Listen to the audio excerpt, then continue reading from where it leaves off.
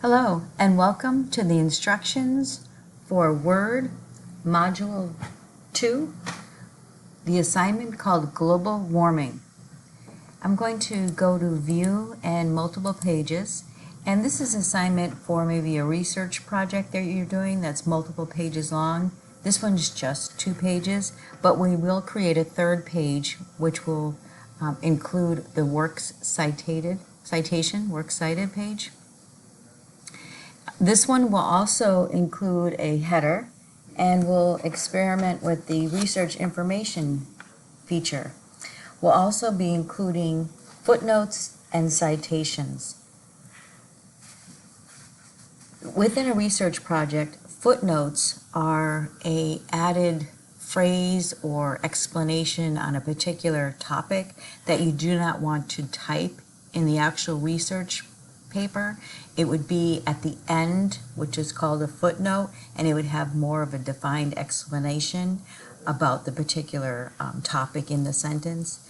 Endnotes are similar, but they're just printed at the end of the research paper, not on the page that they fall on. Citations are when you are taking information, whether it's quotes or technical information from resources, you must cite and give the originator the recognition for using their information. So the first thing we're going to do, I'll go back to 100%, and we'll do footnotes first. So the very first footnote is going to go at the end of paragraph 1 after the period, after changes. So after the period, you're going to click References and choose over in Footnotes, Insert Footnote instead of Insert Endnote. So Insert Footnote, you'll notice that you get the raised one, and if you scroll down to the bottom of the same page, you have a separator line and then the one that corresponds with the raised one here. So there's a little bit more information about the increased risks with climate change, and we're going to detail it right here.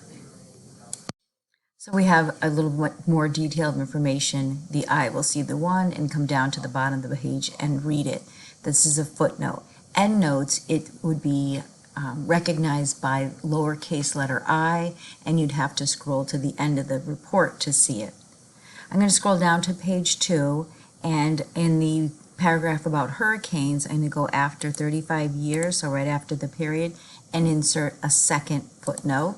So you'll notice that it's got the raised 2, and I'm below, so I'll type the information. And the information that you're typing you'll find in the instruction sheet. So on this one, under hurricanes, to give a little bit more information about the category 4 and 5 hurricanes, there's more information listed below in the footnote. Now I'm just going to go back to page 1, and let's say I wanted to add another footnote.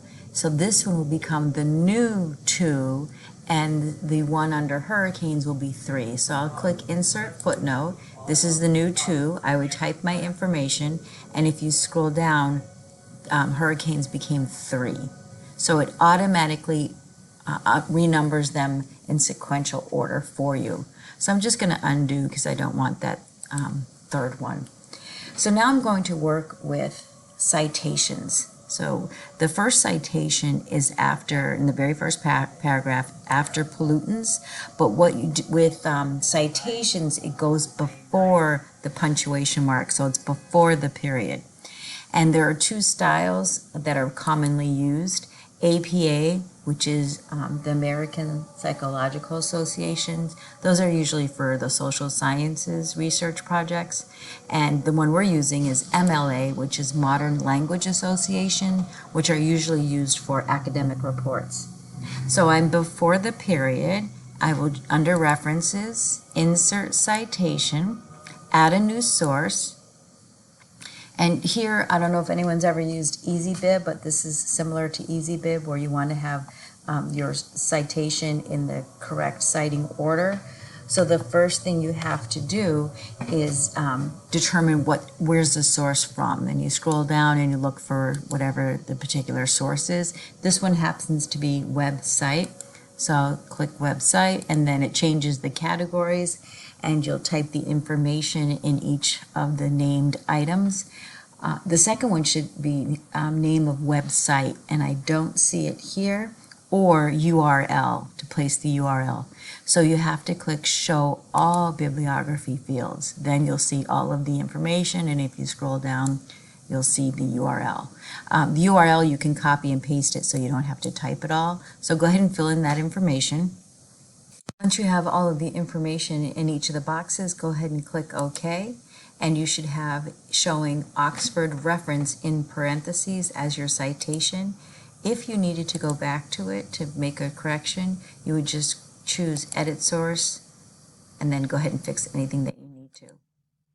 So our next citation is heat waves. So I'm going to go to, I'm sorry, it's in droughts, after decade. So make sure you're after the E but before the period, so decade. Go ahead and choose Insert Citation. And this one is a book. So add a new source. There it's showing up our most recent reference. Add a new source. This one is a book. Select book. And again, you'll fill in the information.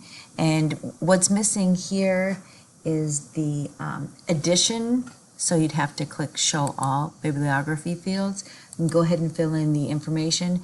And the first one in the directions, it has it as agency, United States. But when I type it out,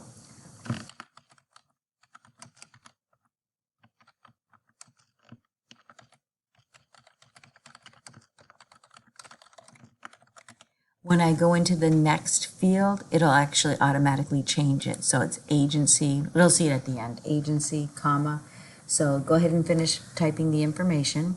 So once the information has been pulled in and you also selected the scroll bar for edition and type third edition, go ahead and click OK. And then it says agency, and I just want to show you that if I went back into Edit Source, you'll notice that it's agency, so it does change the order of it. Also, if you were typing the name of an author and you type first name, last name, when you go back to it, it would have it as last name, first name. So the next one is in sea levels after the year 2100. Go before the period, and it's Insert Citation. There's you're adding to your list. Add a new source, and this one is back to website. And you can go ahead and choose Show All Bibliography Fields and fill the information in.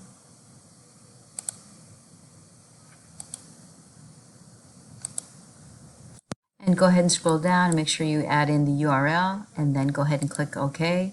And then you have NASA in parentheses as your source. And then you're going to go scroll back up to heat waves, and you want to add NASA here as well. Because you've already put in all of the information, all you have to do, so make sure you're before the period, insert citation and select it right from here. So it's the same one. So now you'll Control and the END key, so it takes you to the end of the document, which is at the end of page 2.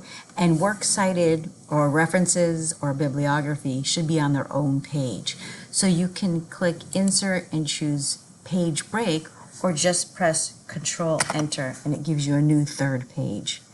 In your References tab, choose Bibliography, and it's your whatever directions say that you should have a bibliography, references, or works cited. They're all the same, giving you the information of all your sources in alphabetic order. It just depends on what title you want it. So I'm going to go works cited. There they are in alphabetic order and in the perfect order of how they should be placed for the citation rules, and what should be in italic and what should be underlined, and the placement of URL addresses. So now I'm going to go back, Control Home to page 1. And if we were to look at this as multiple pages, and I'm just going to make it smaller so you can see a little bit of the works cited page, we need to put a page number. The first page should not have a page number because it's the title page, so we should have it numbered here, but it should be page 2, not page 1. So I'll go back to 100%. I'm on page 1. I'll click Insert, Header, choose the very first one, which is blank, and it just has one placeholder, but it's on the left side, so I'm going to Control R, put it on the right side, type your last name, followed by a space bar, and then up in the header footer group, choose page number, current position, plain number, and it should be a 1, And then if you were to scroll down, you'll see that it's also page 2 and page 3. But I do not want it on the first page, so I'll click different first page. So it takes it off this page, but it remains page 2 and page 3. And then you can close out of the footer. And if you notice that when you're in the footer, the main document becomes grayed out because you're in the active header or footer. So I could go to footer 2 at the bottom if I wanted something there, like a date or something. But once I'm satisfied with what I want, I can click the X here or just double click in the document. So if I was on page 2 and I wanted to go back into the header, I would just double click and it brings me into the header. I can make a change and then either close or double click to go back to the main document. So the last thing that I would like to show you with this assignment is what's called research information that you can do right inside Word. You don't have to leave Word and go open a browser. You can do it right from here. So I'm going to select and copy global warming. And in your References tab, choose Researcher. And a window opens on the right-hand side, a window pane. I'm going to paste where it says Start Here, Global Warming, and then just press Enter. And this is showing me websites that has information regarding global warming. And I'm just going to scroll down to this one right here, nasa.gov, and it'll take me right to that particular website if I wanted to research a little bit more about it. But I never left Word. I'm right here, so I can see both the website I'm viewing, the resource, and my actual document. So that's a nice resource to have within Word. So let's view this and see what it looks like. Multiple pages, make it a little bit smaller. It should be 3 pages with your works cited, and you have 2 footnotes.